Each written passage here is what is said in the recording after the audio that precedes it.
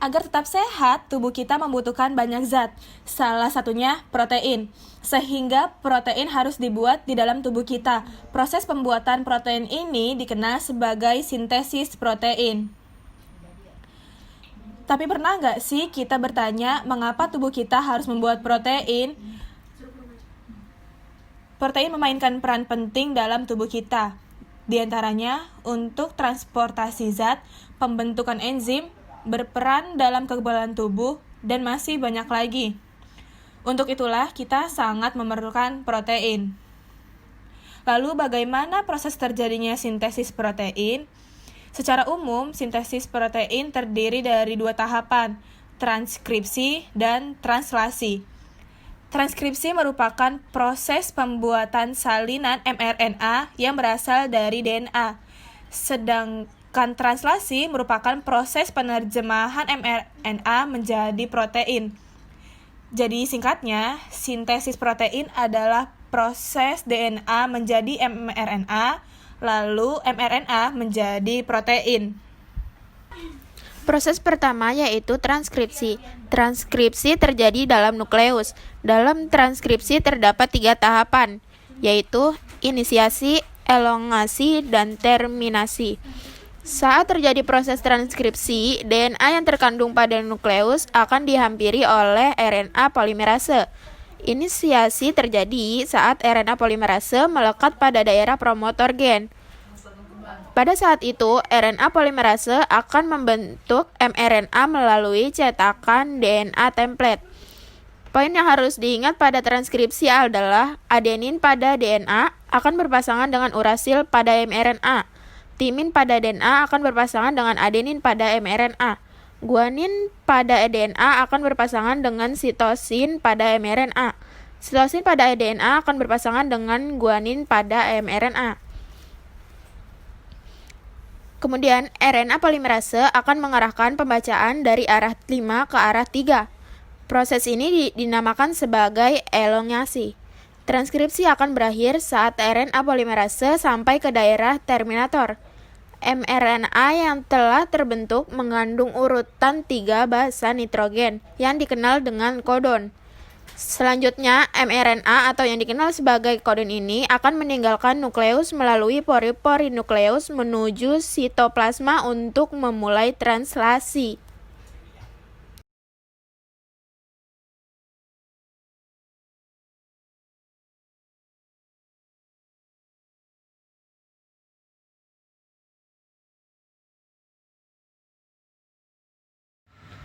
Setelah menyelesaikan tahap transkripsi, mRNA yang berada di nukleus akan berpindah ke sitoplasma yang merupakan tempat ditemukannya ribosom.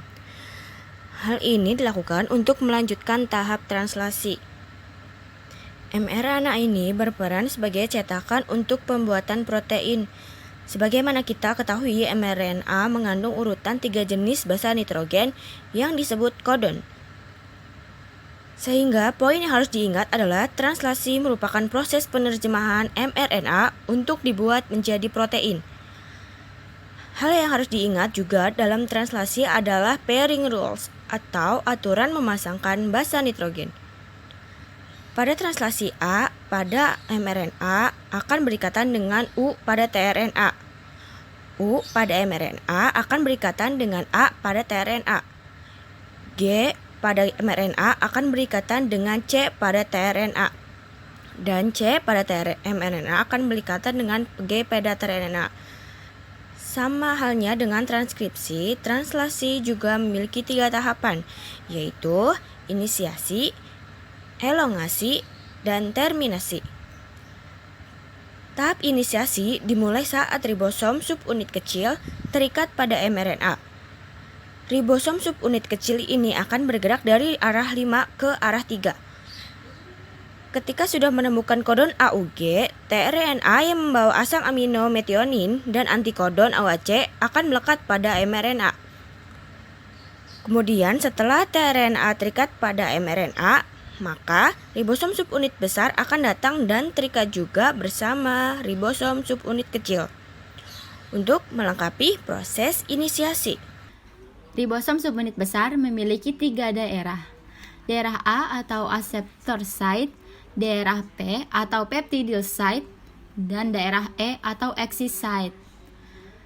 Saat terjadi proses elongasi, asam amino yang lain akan dibawa pada rantai mRNA oleh RNA transfer dengan membawa antikodon. Untuk dapat mengetahui jenis asam amino apa yang mengkodon-kodon, maka dapat dilihat pada tabel triplet kodon. Misal, jika pada mRNA kodon AUG, maka asam amino yang terbentuk adalah metionin. Begitupun seterusnya. Selanjutnya, asam amino yang baru ini akan memasuki daerah A. Lalu ikatan peptida akan terbentuk di antara kedua asam amino pada daerah P. Saat itu, ribosom akan berpindah ke triplet kodon lain yang ada di mRNA, sehingga tRNA yang sudah melepaskan asam aminonya akan berada di daerah E dan bersiap untuk keluar. Kemudian, daerah A bersiap untuk ditempati tRNA yang baru. Siklus ini akan terus berulang sampai pada tahap terminasi. Terminasi terjadi ketika salah satu dari 3 stop kodon berada di daerah A. Kodon ini dikenali oleh protein yang dikenal sebagai release factor. Saat release factor memasuki daerah A, secara otomatis polipeptida akan rilis dari ribosom. Dan ribosom pun akan terpisah dan bersiap untuk melakukan translasi yang baru.